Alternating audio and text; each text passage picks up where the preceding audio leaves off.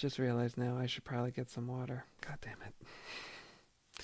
And it's recording too. This is perfect. Keep this in. Oh, bury me now on the Grand Prairie. Oh, Lone Prairie. Hold on. Let me look up the lyrics. Oh, bury me not. Oh, I always thought it was Oh, bury me now. Oh, bury me not on the lone prairie. These words came low and mournfully from the pallid lips of the youth who lay on his dying bed at the close of day. Oh, you're back. What were you singing? Well, I thought it was Bury Me Now on the Grand Prairie, but when I looked at the lyrics, it's Bury Me Not in the Lone Prairie. So I was wrong on 2 counts.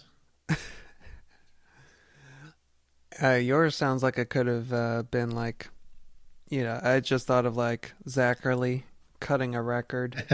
It's like, Well, let's make some spoofs. It's a song I know from the Munsters, so pretty close. Oh, okay. Wear my influences on my sleeve.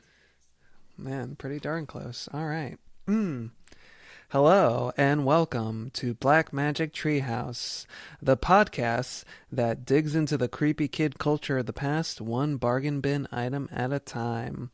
My name is Jose, and I am one of your hosts, and I'm joined today with our co-host of the hour, Eric. I'm your co-host there. Oh, of the hour. Oh, dear. Yep. I'm always so afraid I'm going to get cut from this podcast, and I'm going to find out about it on air. That's right. I started the timer, and we're going to see how you do, and we will be back with our evaluation in the next episode. Oh, dear. Yes. Pop quiz time. Oh, yeah. So what this podcast is all about. And nothing after that. That's it. My witticisms came to a stuttering halt right there. They sure did start strongly. Yeah. And they ended. So, if did you say the tagline? You know what? I said screw the tagline. I'm just gonna. No, I really had nothing, because our subject of today's episode is just so close to home. I didn't know how to be witty about myself. I guess one thing I could have said was, this is the podcast where the nightmares of your childhood are just one school folder away from being unlocked and unleashed upon the world. Hey, that'll do. And that's like the pig. Yeah, that's the best that I could do. Thank you, Farmer. McDonald, I don't remember what his name was. But I mean, that seems at first glance maybe close to the subject of today's episode, but I feel like it could also just be a generalization for all the stuff that we talk about up here in the treehouse, because let's not get too heady about it, Jose. We have a subject to cover here. I mean, I'm just being honest. I feel like that's the first step of this relationship that we're building with our listeners. Whether you're a first-time listener or a long-time listener, we're on episode, 36 of the podcast, something like that. It sure actually feels 14. like it anyway. 14. And I was disappointed because on our last episode, we did not acknowledge that it was episode 13. Oh, and I know, that seems episode, important. and that episode wasn't that? Last episode was episode 13. Oh, that would have been too perfect if episode 13 was our Halloween special episode. But, the stars can only align so far, I suppose. Yep. All right. Yep. Your mic was muted, so I don't know what I was waiting for. I guess just that. And today's a little bit of a cheat because the works that we are examining are not ones that were traditionally published. You could say that they were self-published because they were written by a young me in 5th grade. You say cheat. I say delightful treat. delightful treat and no trick, right? So yeah, we are gonna take a little glance at some stories, some creepy stories that I wrote when I was in elementary school. Oh, are there Um, multiple, huh? there are multiple. I didn't I realize that. know. Yeah, there's one in particular that's kind of like the headliner of today's episode that we're going to get into in just a little bit. But I have a whole, and I'm being honest here, readers. This is a goose. I just called you all readers. This is a podcast. It's late and I'm tired. Excuse me. This is a genuine school folder that I had back in the day, and wouldn't you know it, it's not just any school folder, but believe it or not, I had a Goosebumps school folder. Doesn't have any of the characters on it. It's just kind of a cool, almost like screensaver type background. It's got some spooky eyes peering out at you, and it's bedecked with these light bright spiders just kind of hanging out all over the place. And it says, "Open if you dare." And then there's a little banner in the corner there that says, "Reading is a scream." And I don't know, it looks like that little sticker down there at the bottom looks like it's something that you would have seen on the books, but I don't know if I've ever seen it on anything else. So that's my opinion on that. And a fascinating opinion it was. Wasn't it? Keep it in. Keep it in. That's the kind of the deep dive, deep cut stuff that the people are clamoring for, and I'm gonna deliver it to them. Man, that is a thick folder, though. But this folder, For the listeners who want to hear the visual of it, it's like a Kafka-esque, like when you go into some kind of office and they're like, just fill out these few forms, and then like wham, they set down this gigantic pile of paper on the table. yes, I like how you described it as Kafka-esque. To be honest, some of these artifacts are a little bit more recent and vintage. Like I have a program here for a play that I wrote and that our high school drama club did mount. And boy, what a shocker, folks. Guess what? It was a horror anthology, 5 short plays written by yours truly. So we got a little program with that there with some spooky tragedy and comedy masks adorning the front. It was called Nightmare Theater because I was fresh out of creative titles, I guess. There's another one in here. Let's see. This would have been from middle school. And it was written not by Jose Cruz, yours truly. It was written by Joe Cruz because at that point in time I had not become woke, I guess, and started addressing myself by my birth name. But it was Language Arts Period 2 and Technology Period 3. It was a collab, I guess you'd say, because we wrote the story in Language Arts and then we typed it out. In what program, I have no idea. Word, I guess, and Technology. And we got the chance to add a cool little, what's it called? Clip art to the title page. And this story is called The Different One. And it's got a little picture of just your typical gray alien and the different one in some, I don't know what you'd call that. That's like some 70s-esque fonts, like something you'd see, I don't know, on a Grateful Dead program or something. It's all wavy and pixely. So I could pilfer through all the contents of this folder right here and now, but I don't want to do that just yet, because I know in this episode I'm going to be doing a lot of the talking, sharing these stories. I did want to take some time initially, though, Eric, to ask you before I got into it. Was this something that you did back in the day? Were you a scribe in elementary school? I was not that prolific, judging by the thickness of the folder, but I do. I don't have anything saved from that period, unfortunately. The oldest thing that I have on my computer is a like fantasy novel that I started in probably 8th grade when I was 13. And for some reason that saved, and stuff that I know that I wrote later did not save. But pre that time, I think I was writing everything longhand. So the two very much Goosebumps inspired projects that I very quickly abandoned. Actually, no, I finished one of them because it was a school assignment.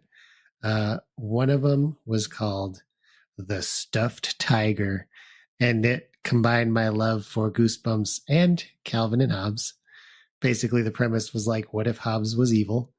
Um, so I drew up a little cover for that of a stuffed tiger, basically Slappy like, sitting in the middle of a bedroom with everything like torn to shreds around him, and him sitting there looking innocent, like, was it me who did that? I'm not going to tell you.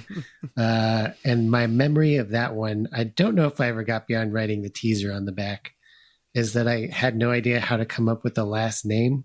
So I think I was like, I'll just keep adding syllables, and like eventually it'll sound like a surname. So I think the main character's last name was like the Blending Fieldins or something like that. I was half expecting like the Mixelpidalics were busy one day. Oh, those were their next door neighbors. Oh, okay. Good, good. And then Gotta tie in with Superman. the other one that I remember is for school, I wrote a short story about a kid who's out sledding, and then he finds. Actually, he doesn't just find it. He rides over it, and it flips his sled over, and he goes to investigate and finds like a claw sticking up out of the ground, and he digs it up, and there's this awful little creature that he decides to keep as a pet, and then it like eats his pet hamster and things like that. And I don't recall. I think that one may have actually been a little bit more inspired by Ghosts of Fear Street, which is funny because I remember not liking that series at all, but I kept reading it. But I feel like there was like a sea monkey one or something where they like put it in like a jar and then like duct taped it and hid it in the closet because it needed water or something. So it just like dried up into a powder. So I think the solution to my story might have been something in that area, like keeping it in the closet. I think it was called either Night or Attack of the Aqua Apes. That might have been it, yeah.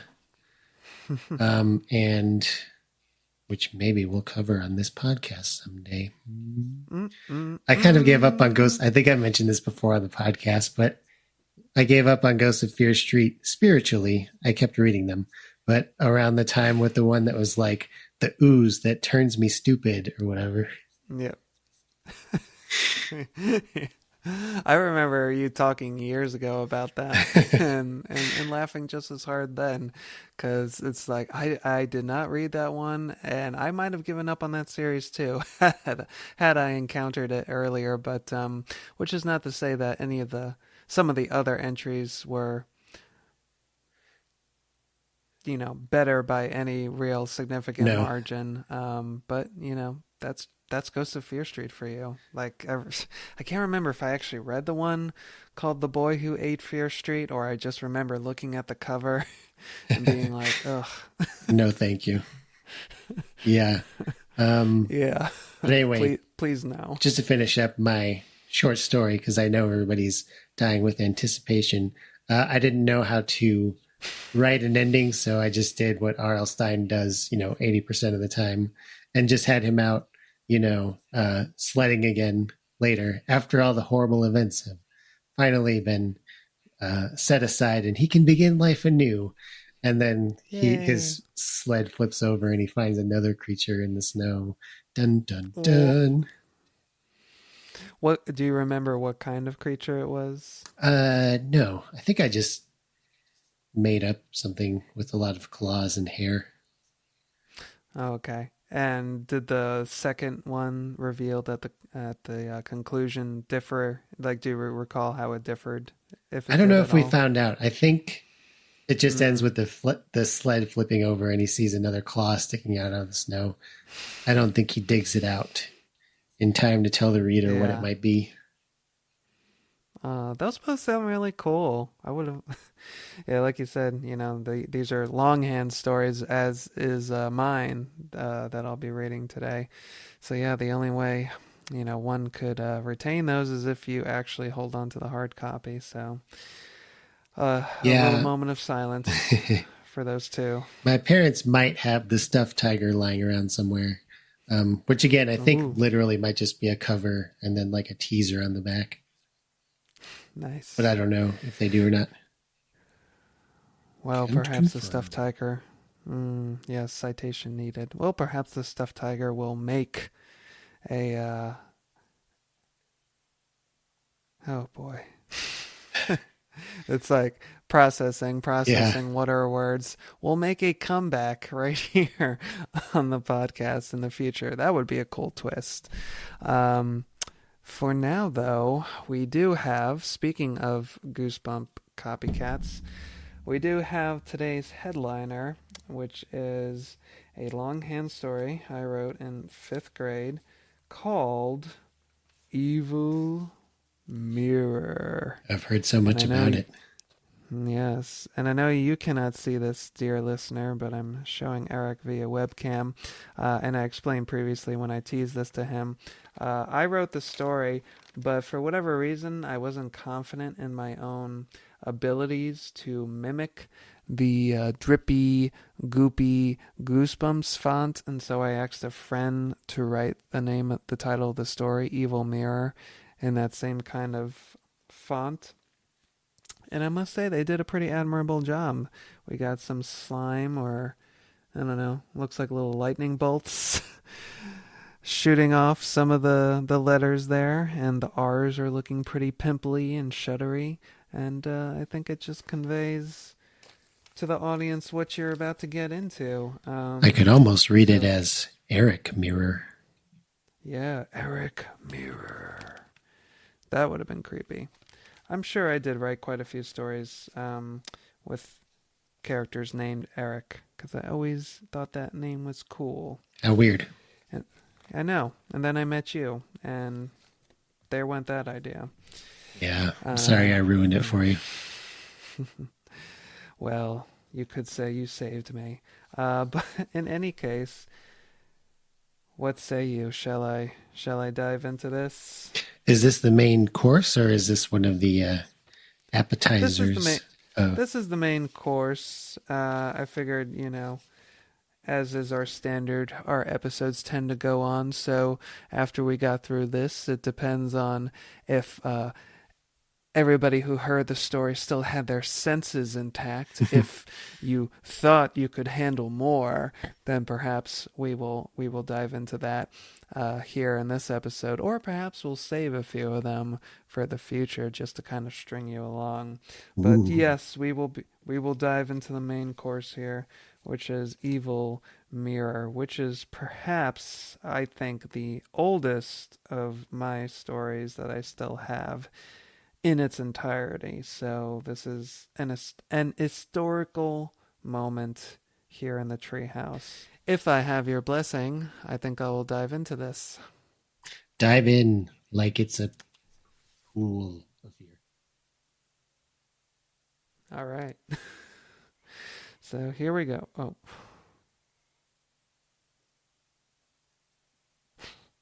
Are there I thought I heard you. children afoot? Yeah. Haunted nursery. It's been that kind of day. Haunted nursery. Ooh. Next episode. All right. Evil Mirror. Just a trigger warning of sorts. This story begins with some onomatopoeia. So, what you're about to hear is not me having a seizure, it is the story beginning. Crack, whiz, boom! Give up, Major Connors. Your fortress is doomed. Think again, Commander Brazelton. I picked up a sparkler, lit it, and threw it at Fort Stephen. Take cover, Stephen yelled. Stephen. Okay, pause. But what I was saying is, I think I have to do a little on-air editing because I just realized. I guess I also had an issue or just a lack of knowledge when it came to last names, specifically using the first and last names of people I knew in fifth grade. So I'm like, that is the first and last names of real people. So I think we're going to change that a little bit. So we're just going to refer to them by their first names to avoid lawsuits. All right. It's good that you were thinking about lawsuits at such a young age. Well, I wasn't thinking about lawsuits at such a young age. I'm thinking about them now. Oh, I see. Okay. Yeah. So, and yeah, I just couldn't come up with different names back then. Who knew? All right. So, boy, how do I want to start this? All right. So this is Evil Mirror. And just a disclaimer that this story begins with some onomatopoeia. So I just wanted to forewarn the listener that what you're about to hear is not me having a seizure. It is sounds being described as we start our story. Crack, whiz, boom! Give up, Major Anthony. Your fortress is doomed. Think again, Commander Stephen. I picked up a sparkler, lit it, and threw it at Fort Stephen. Take cover, Stephen yelled. Stephen ducked, but he wasn't quick enough. The sparkler flew through the air and slid down Stephen's shirt. Ow! Stephen shot up and danced around my backyard like a monkey. Stephen finally grabbed 1B, grabbed the sparkler and threw it on the ground. Maybe you won the battle, Anthony, but you haven't won the war. Hey, Anthony, Sammy said, walking into my backyard. Hey, Stephen, Sammy said in a dreamy voice and batting her eyelashes as she saw Stephen. I think she has a crush on him. Shown, not told. Yes. But also told even when I was showing. Amazingly. I think she has a crush on him. I best be getting home for... this is going to be fun. I best be getting home for dinner, Stephen said. Because apparently he was 50 years old. I'll come with you, Sammy said. Oh, that's weird. Oh, brother. Stephen and Sammy left, and I was left alone. Oh, that's interesting. I thought Sammy was Anthony's younger sister, but I guess I'm wrong. My memories deceive me. All the twists and turns already. Yeah. Oh, we got 3 characters we were just introduced to. Hang on tight. Can I ask real quick? Yes, please. Being that these are based on real people, are the relationship dynamics also true to life? I can't recall. I'm pretty sure I fabricated these. I just kind of took the people and, the thing you do or the thing that, your sister or other people you knew did when they take the Barbies and they're like, kiss. That was me with people that I knew. But thankfully I was doing it through fiction. Oh, man. I was Tina Belcher before there was a Tina Belcher. I just realized. That's cool. All right. Stephen and Sammy left, and I was left alone. I suddenly saw my 70-year-old neighbor, Mrs. Brewster, come out to get her newspaper. It's not every day you suddenly see a 70-year-old person. This is me talking now. Oh boy, the word choices or choice.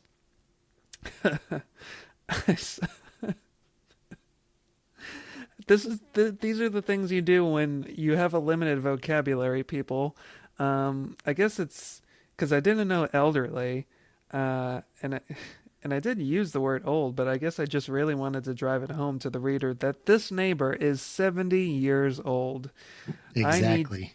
I need you to know that 70 is an old age. And that is what I want to communicate to you now.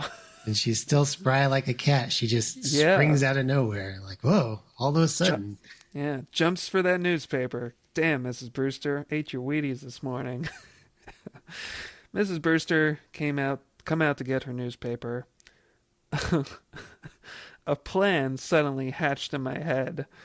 I'm sorry, I know I'm like pausing after every sentence, but it's just like dawning on me that I don't know. I guess I didn't realize how interesting rereading this after so many years was going to be, because I haven't read this in forever, even though it's been in my possession. Uh, so I'm just like thinking back to like when you read like Forever from Paul Jennings' collection. It's like maybe I should have read this beforehand just to work out all the giggles. But you know what? Here we go. We're forging ahead. All right, so Mrs. Brewster is coming out to get her newspaper. 70-year-old Mrs. Brewster. A plan suddenly hatched in my head. I grabbed a popping firecracker, lit it, and stuffed it in the newspaper. Wow, presumably quick enough and sneaky enough not for the spry Mrs. Brewster to see him. But there you go. When Mrs. Brewster picked up the newspaper, it exploded in 1,000 popping sounds. Ah!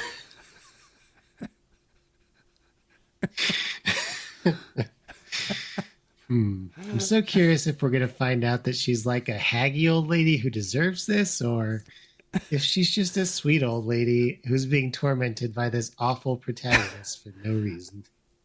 I have a feeling it's the latter because I don't recall Mrs. Brewster having a part in this story beyond this short sequence here. I don't know. I guess, reading all of R.L. Stein's Goosebumps books, there was always like some kind of relationship or interaction with like an older neighbor or just older people. Like I'm thinking, the drill sergeant next door in Revenge of the Lawn Gnomes. And just like the kids in those books, their general disdain, either implicit or explicit, for anybody with gray hair. So I guess it manifested in that way, because this is certainly not anything that I, sweet little Jose, would have ever dreamt of doing to somebody. But here is my hero, ostensibly my ostensible hero, doing such in this story. All right. The newspaper exploded in 1,000 popping sounds. Ah! Anthony, you get back here! Mrs. Brewster yelled, waving her cane in the air. How evocative. I can absolutely picture it happening. As hacky as that might be, you can't sit there and tell me that after I said that line of dialogue, you did not immediately picture either a cane or a walker being shaken furiously in the direction of this delinquent child. It's like I was there. I was seeing it so vividly. Okay. I was about to run. Okay. I was about to run, tripped, and fell. So I guess what I was trying to say was I attempted to run, and then I tripped and fell. But I wrote, I was about to run, tripped and fell, which conjures a very different image. It just conjures the image of Anthony standing there thinking about running, tripping over nothing, and falling. I knew exactly what happened. Tina!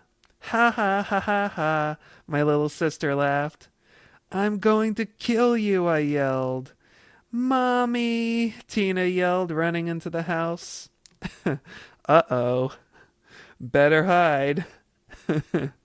Man, Our playing the Goosebumps drinking game, and I'm already wasted.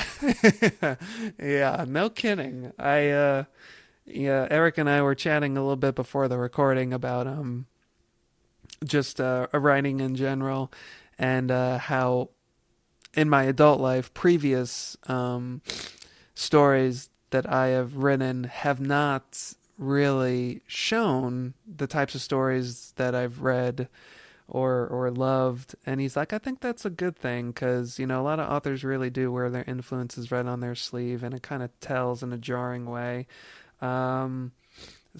But boy, howdy, that was not the case when I was in 5th grade. Man, I should have rang up good old Bob Stein and been like, "Hey, I hear I hear you're tapping ghostwriters for some of these books. I think I got a handle on your formula, Mr. Stein." Listen to this smashing opening sequence. I've got a fake out adventure with kids playing in their front yard, a cruel prank played on an elderly person for absolutely no reason, and an annoying younger sibling. Bob's like, I've never been that efficient in my life. You've got the job, kid. It's like, or better yet, like I, in some alternate universe, I wrote this prior to any Goosebumps books being published, and I traveled back in time, Marty McFly style, and I call up Bob Stein, like in between Fear Street books, and I'm like, "Hey, Bob, you know that new kind of scary book for kids you've been thinking about? Well, listen to this." And then I just hold up the phone to myself reading this story. It's your cousin, Jovial Bobstein. Exactly. Hey, what a great name.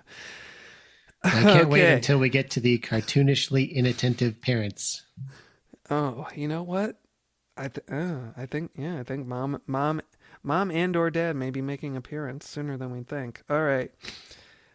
So yes, Anthony is now on the run for tripping over his sister's leg.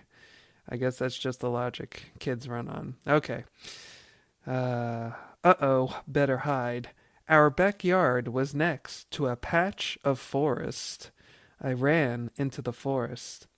I had I hadn't taken 20 steps when I saw a shack. I guess 20 steps meant something different to me back then. Oh, it's just our tool shed. I was getting all Yeah. worked up over nothing. Well, yeah, that occurs to me now, Eric, but I don't think it occurred to fifth grade Jose that 20 steps is really not all that much. It practically is your backyard. 20 steps or less, because I remember hearing you hadn't even gone 20 steps. Yeah, so he could have just gone 10. He might have just passed the swing set. Okay. I hadn't taken 20 steps when I saw a shack. I opened the door and shut it behind me. The shack was crammed with gardening tools, a lawnmower, and a beat up couch. I noticed there was an I noticed there was an object. I noticed there was an object about my specificity with numbers is what's causing me to have a little trouble here. Because first we had first we had 70-year-old neighbor, then we had not even 20 steps. Now we have.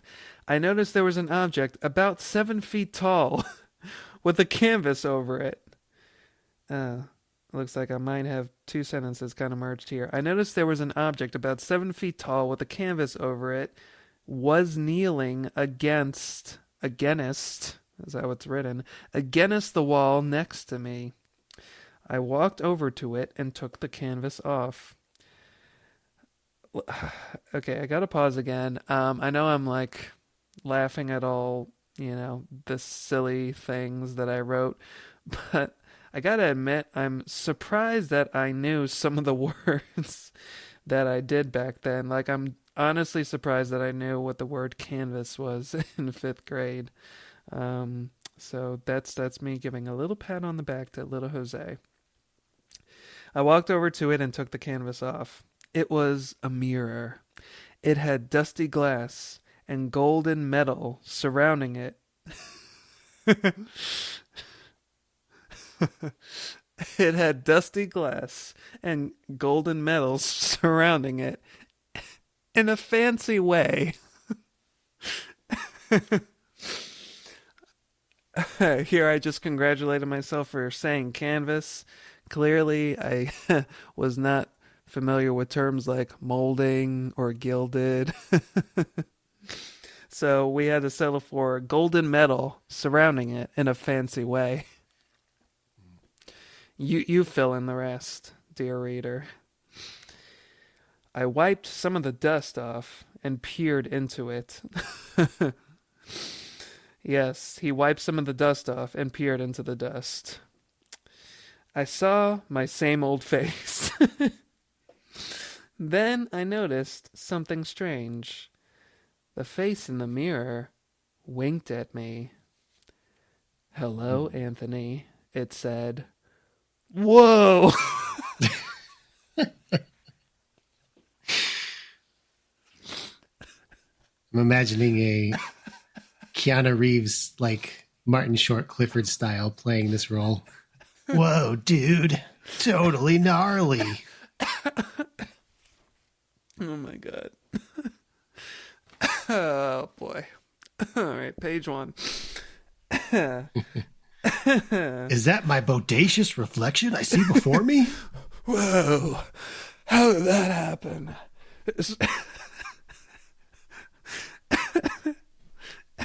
There's something supernatural going on here. Oh man. So before I go further, and so I can like regain some of my composure and my breath, I'm pretty certain that this story had as its inspiration the final book from the Goosebumps series 2000, number 25, Ghost in the Mirror. I don't think I don't think at the time that I wrote this I had actually read that one yet. I think it was just a case where I had seen the cover.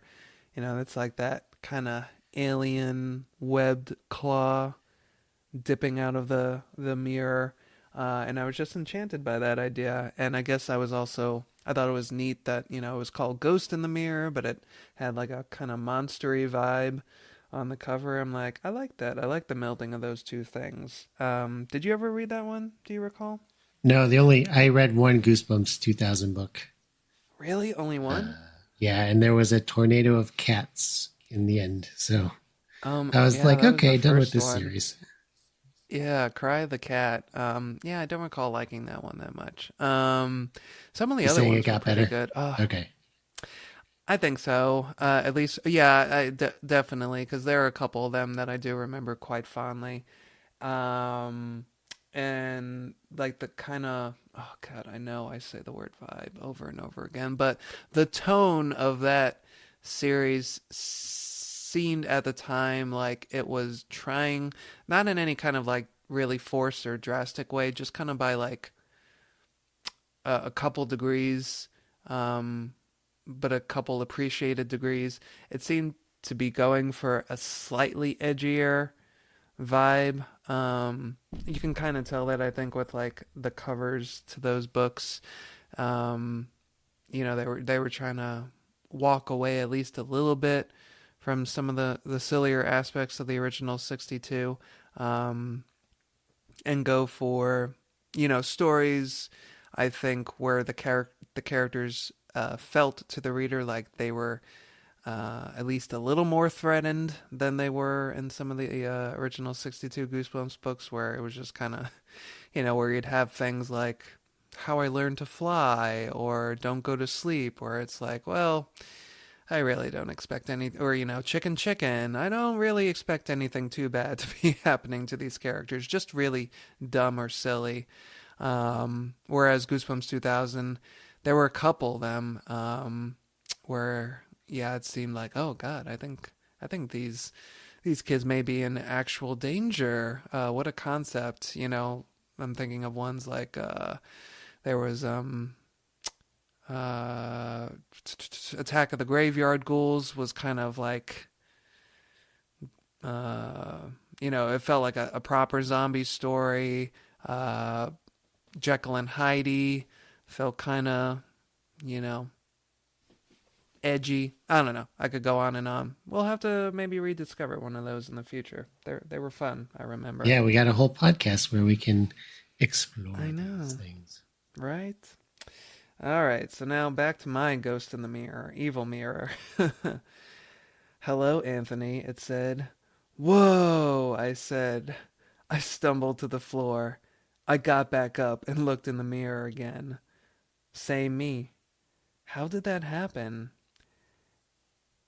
Anthony, time for dinner, squirt. My little sisters, I guess I left out voice. My little sisters echoed in my head. It's interesting that she, as the little sister, would call him Squirt, but I was flipping the script, I guess. That's okay, I thought. I'll just come back early in the morning when everyone's asleep. I quickly, oh boy, I got your number, Bob Stein. I quickly ate my spaghetti and went into my room. Am I the only one who remembers this thing? Like, I feel like I've heard like other. I feel like oh shoot, what are they called? Teen Creeps. I feel like they've talked about this in an episode where one of the Fear Street books, like there was a spaghetti dinner. I felt like that was always like the fancy Hmm. dinner, the sit down dinner that you would see families engage in Goosebumps books. Like I feel like one of the Night of the Living Dummy books, it's like, hey, come on, it's dinner time. We're having spaghetti. So that was me once again channeling my mentor. Huh. Yeah, I can't say that I remember a preponderance of spaghetti and goosebumps unless there were Hmm. worms inside it or something.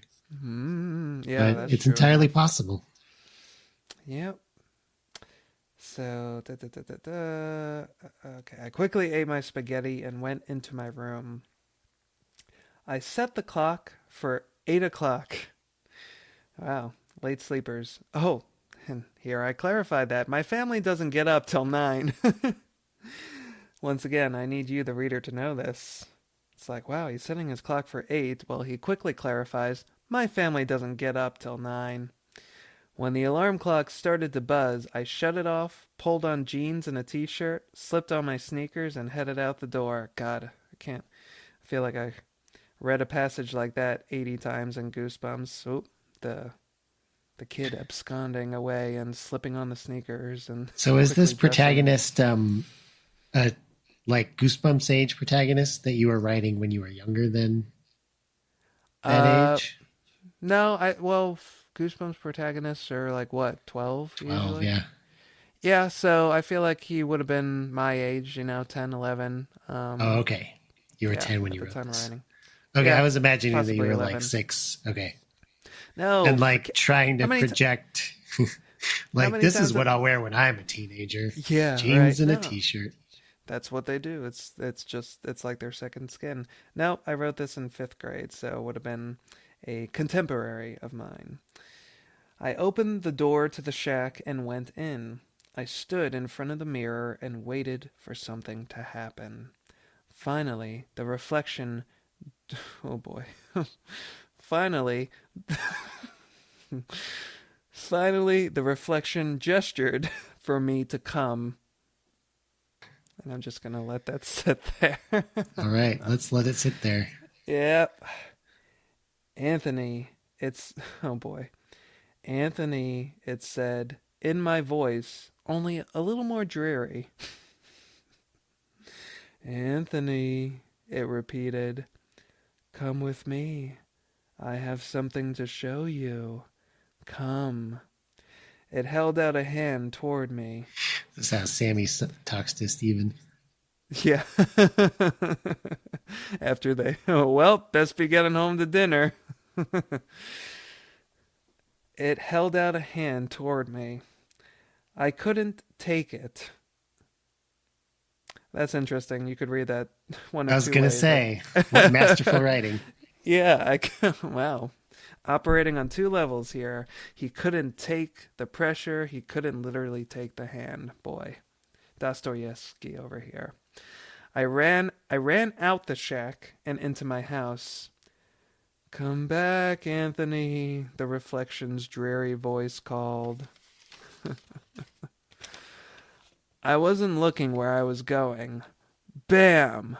I collided right into Sammy. Sorry, I said, helping her up. What's the matter with you? Sammy asked. It looks like you just seen a ghost.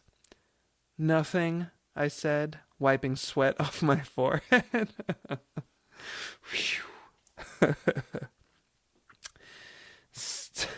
Stephen asked me if you would like to play with the firecrackers again. Presumably Sammy talking there. Yeah, sure, I said. You sure you're okay? Sammy asked. Positive, I said. That afternoon didn't go too good. I couldn't concentrate on the game. I ended up with two sparklers in my shirt and a popping firecracker in my jeans. These kids just That is a bad day. these kids just like ravaging each other with firecrackers daily during their summer break. And mom's just like in there doing the dishes. Like, oh, what the fuck ever.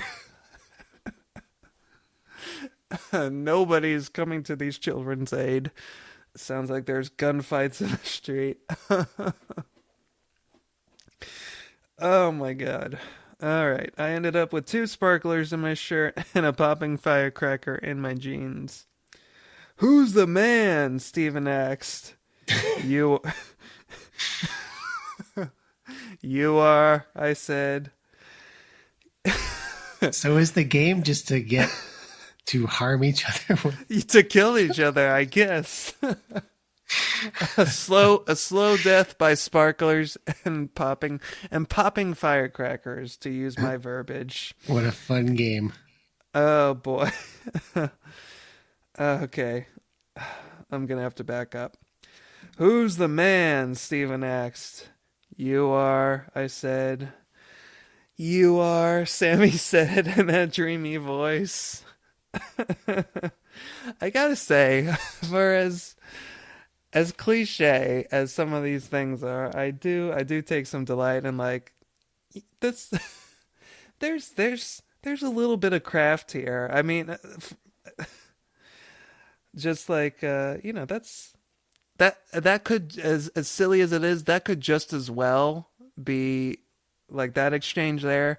I could fully picture seeing something like that, and I'm not really complimenting myself here, I guess, when I say this, but I could fully see that happening in like an episode of iCarly or something like that, like some kind of Nickelodeon sitcom. Yeah, right? very much so. So I guess what I'm saying is you just have to be a 5th grader to write for those shows, and apparently I was there. You are, Sammy said in that dreamy voice. Later that day, I went back to the shack. I stood in front of the mirror. A torn, shredded man. 5 minutes passed. Again, specificity with those numbers. 5 minutes passed when suddenly the reflection gestured for me to come. Anthony, the reflection said in its dreary voice. Come with me, Anthony. Come. I have something to show you. I wasn't thinking. I just exploded. No! He yells. Then it happened. The reflection's eyes turned blood red. They were so creepy. You're coming with me whether you like it or not, it screamed. Before I could before I could move, 2 arms reached out and brung me into the mirror. Showing some of my Long Island upbringing. The arms, they just brung me, you know? I was suddenly surrounded by coldness. I looked around me and saw purple water making waves. Oh, Okay. it's the abode of Prince. Yeah. Dearly beloved. I was floating in a tunnel surrounded by purple water. What could what could happen next? Just laying out the reader's thoughts right there. Is this the could start of happen a next? new chapter, or is it just like the end of the paragraph? So yes, even though that this is a Goosebumps copycat, it is just one long-running story. I do not have creepy cliffhangers or chapter breaks of any kind. Although you can maybe impose those as you see fit. I was floating in a tunnel surrounded by purple water. What could happen next? I didn't have to wait long. A blinding white light flooded over me. The next thing I knew, I was in a cave. There was a putrid smell in the air. Wow, putrid. Good for you. I noticed I was surrounded by skeletons. I was I was about to hurl. when something else caught my sight.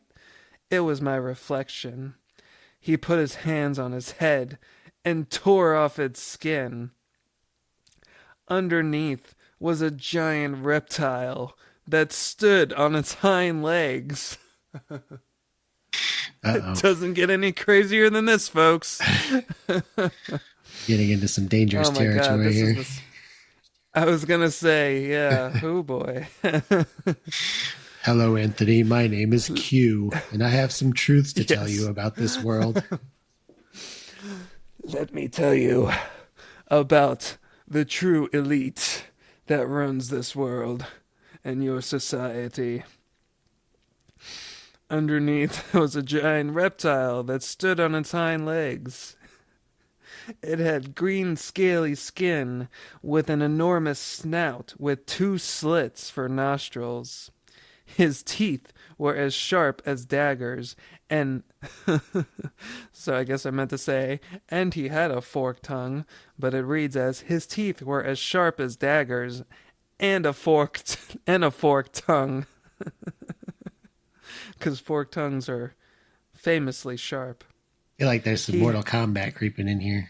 Yeah, I think you are right. He had gigantic black wings, the size of sheets, and the same blood-red eyes. So that whole passage there comes both from R.L. Stine's proclivity to describe the monstrous thing in lots of detail, and my love for R.L. Stine describing the monstrous thing in lots of detail. Those were always like my favorite parts of the book. I like the wings being as big as sheets. Yes, big as sheets. That's some crazy sheet right there. Anthony, the thing hissed. No one has stopped by my mirror since the 14th century. Even though I'm in a shack not 20 steps from your backyard.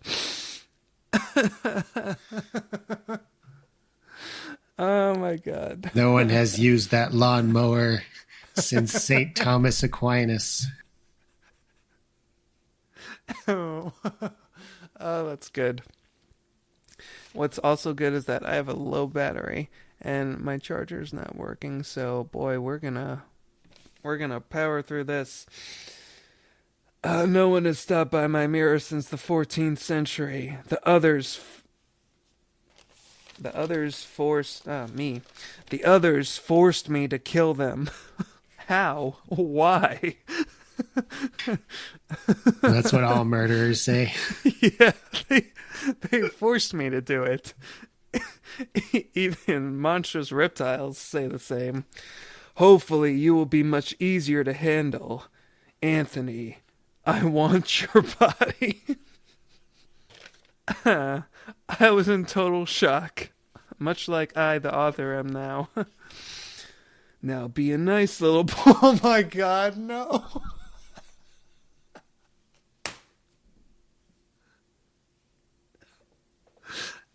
Oh. I don't even want to make a joke about this. Yeah, now be a nice little boy and hold still. Folks, I'm just gonna say that I guess this is a sign of just how sheltered I was of the world. And, you know, as sheltered as I think any 5th grader should rightfully be. But there you have it. You know, to me at the time, that was just a line of dialogue. To me now, the story is quite different. Okay, and I'm not going to repeat that line. The creature started to walk toward me. I got up and punched him right in the nose. Yeah, it's a real Medea response. I think that was also like me wanting like the Goosebumps books to have more of that. It's like, why don't these kids just punch these monsters in the nose? Like, vampire breath would have gone so much differently if somebody just clocked that vampire right in the face. Okay. I got up and punched him right in the nose. Blood dripped from his slits. Oof. You fool, it hissed.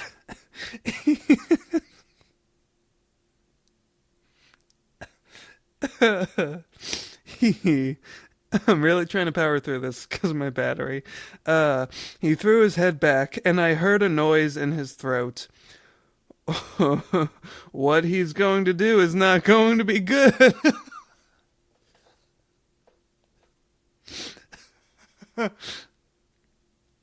I noticed a skeleton was holding a shield with short blades on it. Oh, yeah.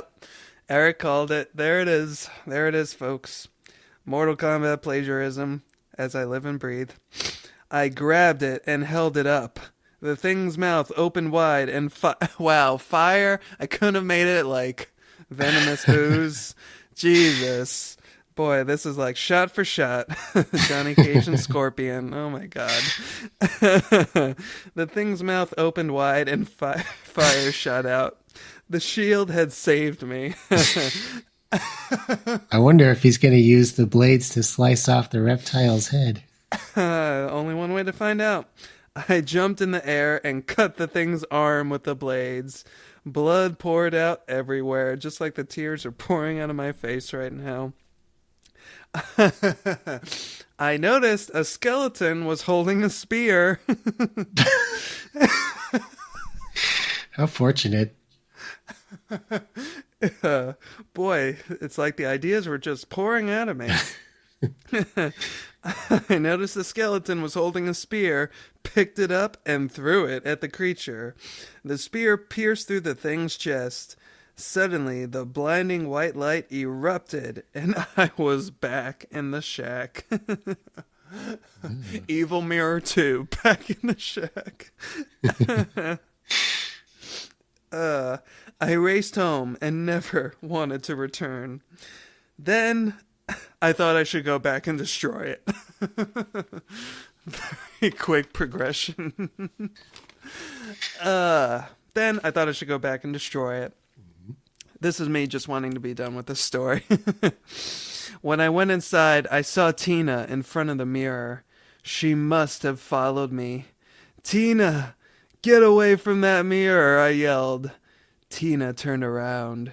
She had blood-red eyes and a wide grin on her face. Dun dun dun dun dun dun dun dun dun. So I used the lawnmower to chop her face off. Just as Joan of Arc had done in the days of old. And that, dear friends, is Evil Mirror. Yay. Whoa. Clap, clap, clap, clap.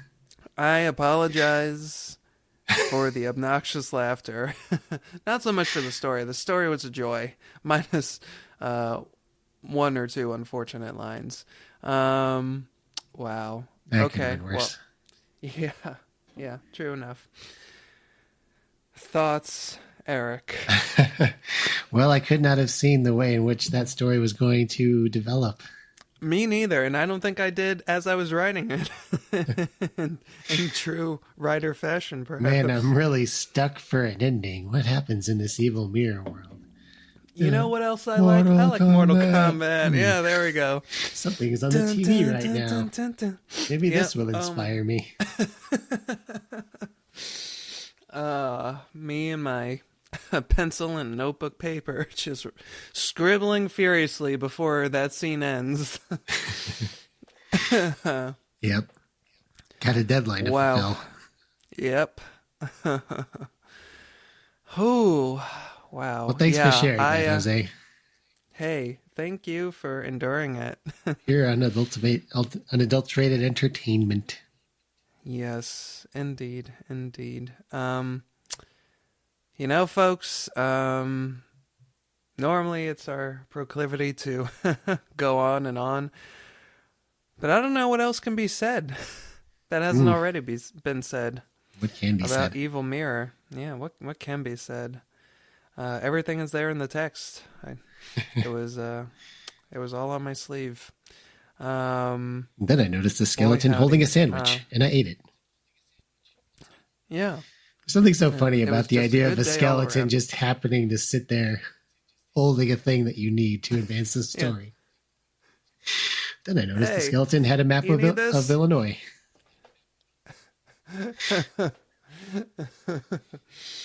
uh, one skeleton had one Evil Mirror for Dummies book. Oh my god. Wow. So as I said, that folder does hold some other treasures. I gotta admit, the majority of them, and I think I've might have alluded to this in our whatever we ended up calling it, the Monster Kid books, Monster Encyclopedias for Kids episode. Something I did, speaking of getting inspiration from the movies and things I saw on TV. Most of the things in there are just like little picture books of my retellings of movies I watched. So that is why it's as Kafka esque thick as it is. Not all of them are longhand original quote unquote stories written by me. Lots of them are just recountings of movies that I watched because you know I guess I've just always been compulsive in that way. But there are other stories like that. You heard me mention a couple at the top, like the different one, and there's some other typed treasures in there waiting to be told. But since that one was such a that one was such a rollicking roller coaster, and my battery is slowly but surely dying. I think it may be safe to call it a day here in the treehouse. It feels so weird saying that, having just, talked about one thing and one thing only, Mhm. as we have. It just doesn't feel right, Eric. I don't know. Do you have something for us before we say goodbye? Like, should I talk more about your story? Is that what you're saying? I don't know. That or related topic. I don't know. I like that the If big only bad. if you had something. Like I said, Well, I could tell you that I enjoy that the big bad reptile guy very very cockily or arrogantly was like, "You fool," and then just immediately got defeated. yeah. Like, man, that guy talked a big game, but didn't really put up much of a fight with my spinning shield jump kick. I guess he didn't know that I was a 12-year-old who was trained in the martial arts. Uh oh. I'm guessing his. Well, Jose just disappeared. I think his battery died. Oh well. Hi there, gang. This is Jose. You were just listening to Eric and I laughing a lot in that episode, weren't you? And now you're not anymore. The reason for that is because we were experiencing some technical difficulties throughout the recording of the Evil Mirror episode, and they came to such a head that it resulted in the episode just ending abruptly right at that point there. I know, very sad. So I'm just here to say, please pardon our dust. Apologies that we couldn't prattle on and do our normal, long, drawn out conclusion that you've all become so accustomed to. But I did just want to pop back in here to say that we had a blast with the Evil Mirror episode. As you can tell, it was a lot of fun rediscovering a story that I had written in my youth, and we'd love to do episodes like this again. I know I have some other stories kind of shuddering around in my Goosebumps folder and other nooks and crannies of my house. But I also wanted to say that if there's anybody out there who also has some artifacts from their time as an elementary school scribe, if you've ever written a creepy story, or honestly any kind of story that you still have from those bygone days, I would absolutely love to hear those if you're able to excavate them. And I don't want to ask anybody to do more work than they already are, especially when you have to put up with listening to us. But if you feel so moved, so inclined, please, if you will, transcribe that and send it to the show. And if you feel comfortable with us taking it a step further, we would love to read them on the show.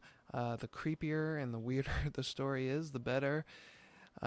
So if you have anything like that hanging around, whether it's in a Goosebumps folder or a Lisa Frank folder or, I don't know, a Good Burger folder, whatever it is, just send it on in. And if you grant us your permission, we would love to read that on the show.